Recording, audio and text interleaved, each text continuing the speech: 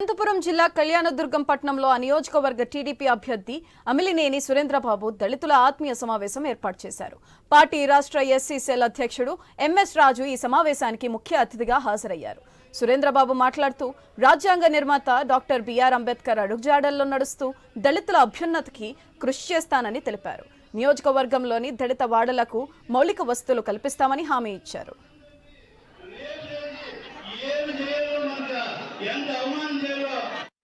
చాలా మాట్లాడాలని చాలా సంతోషంగా ఉన్నాను.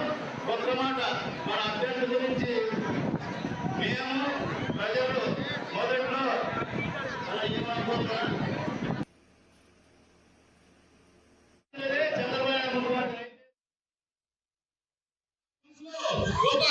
గొప్ప అభివృద్ధి జరుగుతుంది.